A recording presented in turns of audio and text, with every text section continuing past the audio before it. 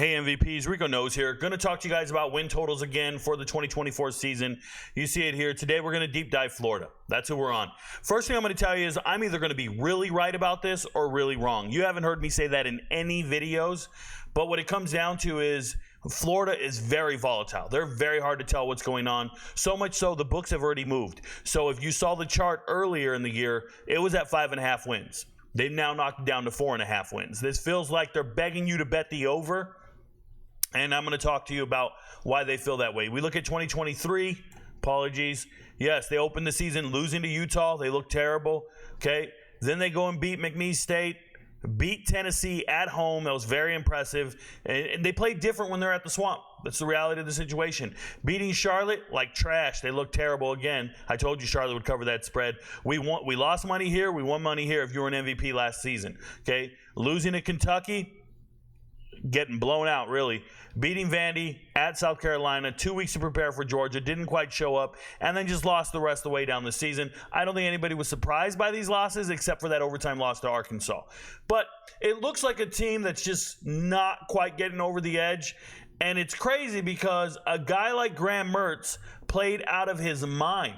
Graham Mertz, coming in from Wisconsin, was terrible at Wisconsin. You get to Florida, and for some reason, you go 20 touchdowns, 3 interceptions, take care of the ball, 73% completion percentage.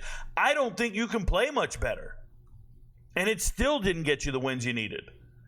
And that's because the defense is absolutely terrible. Okay? And I'm going to talk about it at length when it's time. Okay? But I'm letting you know right now, an Austin Armstrong defense is one of the worst I've seen. It really is. That's the youngest defensive coordinator in the FBS, all this shit. This is a dude who came over to Florida from Southern Miss. You don't hire a Southern Miss defensive coordinator. You just don't. Not in the SEC. And I know we're trying to pick a guy who was a former player of yours. Austin Armstrong used to be a linebackers coach, at Louisiana. So you're picking a guy that you used to know and stuff. I don't get down with it. I don't think he's ready for SEC football. And he's going into a second season, and the defenders, they don't make the plays when they need to. So Graham Mertz played out of his mind. Doesn't really matter who the backup quarterback is or who they're working in the room. I'll talk about it on the depth chart. DJ Lagway showing up, and they're thinking he's going to be second string. I hope DJ Lagway redshirts. Looking at running backs, Montrell Johnson, a guy coming over from Louisiana with Billy Napier. He's always been pretty good. He's not that flashy. I don't think he's better than Trevor Etienne, and I don't think Trevor Etienne is that great. That's just me being real. Neither one of these guys really moved me. Trayon Webb, decent. Nothing to really write home about. He's decent. The rest of these guys, nobody else matters on the depth chart. There is a true freshman. I'll talk about him on the depth chart. Great. Looked good in the spring. Just broke, and I believe in him. Ricky Pearsall, first-round draft pick, took off. You see Eugene Wilson. If you're ever watching a broadcast, he goes by Trey Wilson, the third, because Trey, 3, right? Super stud. Whatever reason, only has 8 yards a catch. He's a big play threat. I think he's a good player. Don't sleep on him. I like him a lot. Everybody else, some guys departed. Some guys went to Texas Tech. Some guys are still coming into their own. Shout out to Andy Jean here. When we get to the depth chart, I'll talk about it. But it doesn't matter. It's going to be a 2 or 3 man show, and Graham Mertz is going to take care of the ball. Defensively, this is where the problem is, okay? You have a true freshman in Jordan Castile starting at safety, and he leads your team in tackles. Anytime your safety leads your team in tackles, that's not good. That's not good. I want to tell you guys a true story. My senior year, in high school, I'm Al Bundy right now. I'm telling you guys the truth. In a game against a team called Cathedral City. Shout out to the Cathedral City Lions. I think we lost the game by 30 points. But I had 26 tackles. Yep, 26 tackles in one game. I'm the starting free safety. Yeah.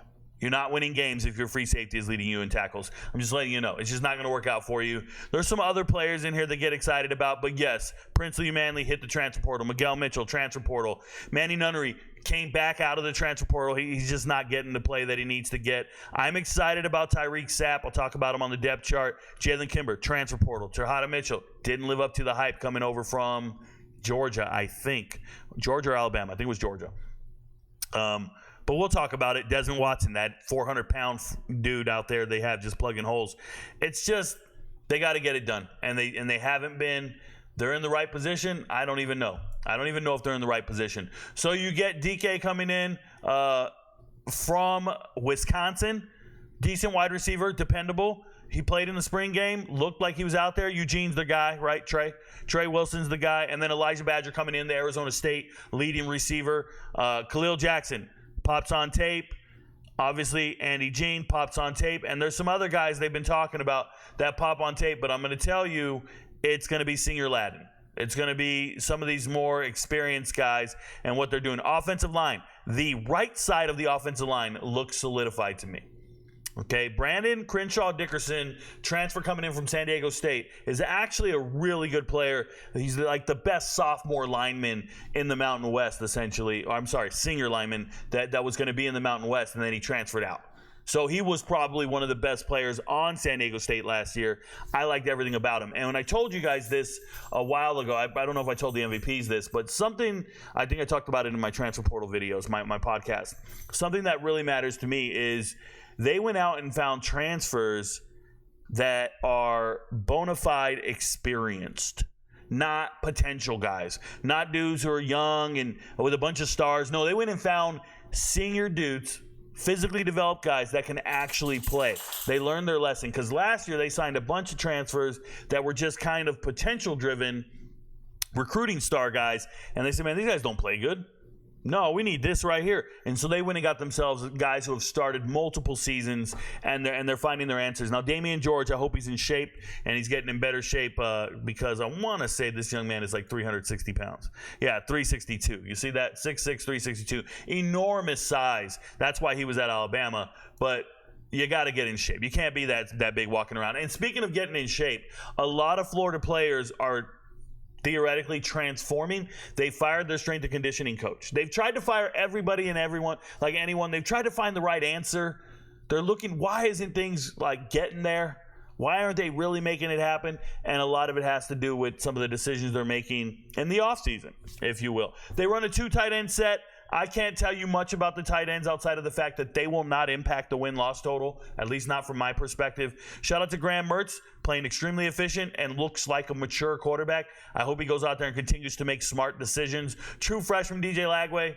Everybody talks about him, but I don't think he should be ahead of Clay Millen in the depth chart. Clay Millen, former starting quarterback at Colorado State, ended up losing his job to Braden Fowler-Nicolosi when he got injured.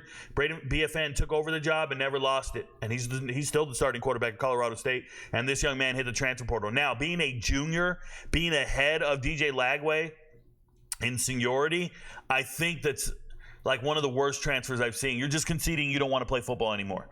Right? Clay Millen does not want to play football anymore. He probably comes from a wealthy family, probably comes from a well-to-do family that doesn't care if he makes it or not.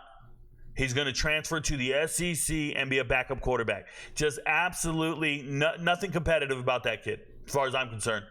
You don't transfer to a school that has an entrenched starter coming back after an amazing year, and they just signed a 5-star coming out of high school. You ain't beating him out. You're wasting your time and your career. And you only get one of those. Running back, like I said, Montrell Johnson Jr., he is the starter, and he is dependable, and he has a ton of yards. He's top 10 returning in total rushing yards among all running backs in the country. I did a chart on that. I did a post on that on Twitter. But Trayon Webb isn't the guy that excites me the most. No diddy. That guy way over there, Jaden Baugh, is real. I like that guy a lot. He pops on tape. Looks like a good running back. I like him. That guy's going to get some play. I expect him to get, don't let me sound crazy, but I wouldn't be surprised if he got 100 carries this year as a true freshman. Tyreek Sapp has always popped on tape. I think at one point he had a cast on and he was wearing number 9. Now he's number 94. Maybe I'm wrong. I can't remember what his jersey was 2 years ago. But Tyreek Sapp, to me, more juice, more effort than Princely Umanley every single play. Now they rotated series at defensive end, but I'm down with Tyreek Sapp all day. Like him a lot. Cam Jackson, Caleb Banks, like they have a lot of rotational guys. You need a big front in the SEC, and you need to get guys defensively. Joey Slackman coming in as a graduate transfer from Penn. I don't like it. I don't think he's that good. I don't think he's SEC caliber. But what it really tells me is I don't think Florida assesses defensive talent the right way. And that's a part of coaching. That's a part of your position coaches, your recruiting coordinators, your defensive coordinators, and your head coach. You have to evaluate talent a certain way. And you have to identify guys that make your team better or that can play at your echelon. And I think Florida does this terribly. I'm serious. Because I watched them last year not get players out of the transfer portal that could have helped them. And I remember Billy Napier did an interview and he blamed it on admissions. He said, well, but before we can bring a guy in for a visit or talk to him, we have to get him cleared through admissions and make sure he's eligible to transfer to our school. So while we're going through that process, we're losing out on players. And I'm thinking, Coach, I don't give a shit why you're losing out on players. Fix the process. Make it expedite it. Make it faster. Do something. But don't give me that excuse, and that's why you're missing out on all these recruits in the transfer portal. Because other teams are vetting those players apparently efficiently and faster and getting same-day visits. And last spring, they got none. No players came in for the visits. They just got leftovers way late, because they couldn't compete with anybody in real time. It's kind of like Jeopardy. You claim you know the answer, but you couldn't get the beep in because everybody else is beeping ahead of you. That's what he's doing. He's saying, oh, well, I beeped it, but they didn't pick up on me. I just don't like it. I would say that a lot of these transfers, even guys like Gums, they don't really move me. They don't excite me. You have good players in position. Shout out to Grayson Howard. Goes by Pup Howard. South Carolina stud last year, and he transfers to Florida, obviously for the money, getting paid, and now he's the starter. And that pisses off guys like Manny Nunnery. Manny Nunnery, a Houston transfer, former safety turned linebacker. I don't think Manny Nunnery is even SEC caliber. He hit the portal. He should have took off and went to somewhere where he can play, because I don't think he can play here. Just keeping it real. The rest of these guys are fine. Asa Turner, transfer coming over from Washington. Good safety. Jordan Castile, like I said, led the team in tackles last year. Good player. I watched the spring game, and Bridges was getting burned every play. Now, you're getting burned by your teammates, but I didn't see him being competitive. He was just kind of running out there. I wasn't impressed with that. I don't think Cormani McClain should ever play this year. I think he should redshirt and never see the field. So there's that. But nonetheless, this team is here. They have efficiency. They have some offensive prowess to them. They can score a little bit. But I see a defense that's very problematic in the SEC, and I think it starts with your coaches and your defensive coordinator not being SEC caliber. I don't think you can overcome that. If you guys go study everything you need to study about Austin Armstrong. I don't think he's built for that. So that being said, you go look at the transfer portal. Like I said, Elijah Badger, leading receiver from Arizona State, coming in. Cormani McClain, a recruit who can't start over anyone. Another recruit, Jameer Grimsley, probably better than Cormani McClain. Four-star guy, 6'3", went to Alabama for a couple of months. He just signed out of high school. He's a 2024 corner. I like him. 6'3", 185. Got about 20 more pounds on him than Cormani McClain, and they're both equally as athletic. I don't understand it. I think that's a good player. Asa Turner, Grayson, already talked about all these guys. George Gums, like I said, doesn't move the needle for me, but he's here. And they wanted to get another edge rusher. DJ Douglas, former walk-on. Right size, 6 foot, 200-pound safety, former walk-on at Tulane, earned his spot. Now he's transferring to Florida. I already talked about all these guys. Shout out to them. And we got another tight end coming in from Florida. I think it's preferred walk-on. I don't know. I don't know about this right here. Forgive me. Right? That being said, we go look at their schedule. First thing I want to tell you, the books moved, right? The books moved from 5.5 to 4.5 wins. So it should be easy to find 4.5 wins or 5 wins. When you look at this, you can start here at their bye week. They will not win a single game down here. They will not win a single game in November. From November on, they're not winning any of those games. So that's 5 losses right there. They're not beating Georgia. I don't care if it's at home. They're not going on the road and beating Texas. They're not beating LSU at home. No. They're not beating Ole Miss at home. And they're not beating Florida State. They're just not. So I got 5 losses in a row. So now we got to find 4.5 wins at the beginning of the season. We know they're beating Samford. Theory is they're beating Mississippi State. And everybody has them beating UCF. But I'm telling you, UCF looks real. UCF has great coaching. They've been hitting the transfer portal. They look competitive. I wouldn't go out there and say Florida can beat UCF and pencil it in. Yes, Florida gets better players out of high school than UCF in the state of Florida.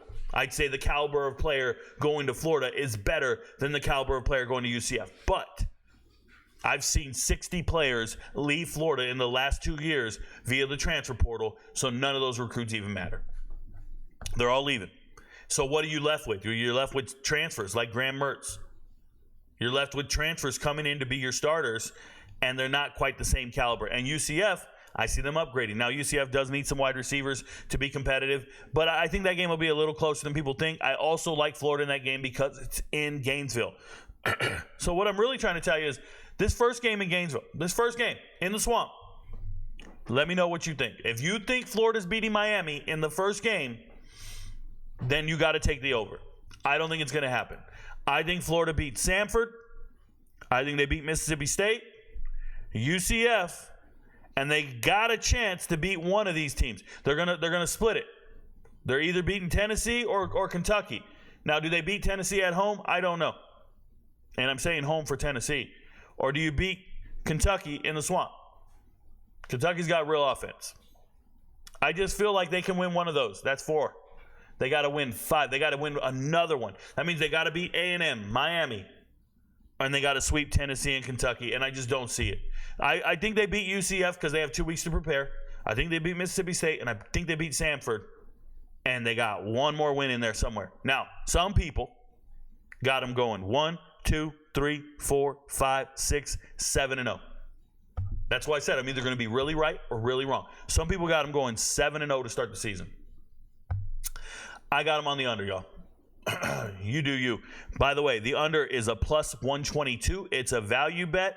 When we do value bets, if you're new to the channel and you're not familiar, when we do value bets, 1 unit. We don't swing for the fences. We don't go crazy. 1 unit. And so I think it's 1 unit under, and I think Florida Gators win 4 games this year. Your friends don't know, but Rico knows. Good luck, y'all. See you in the next video.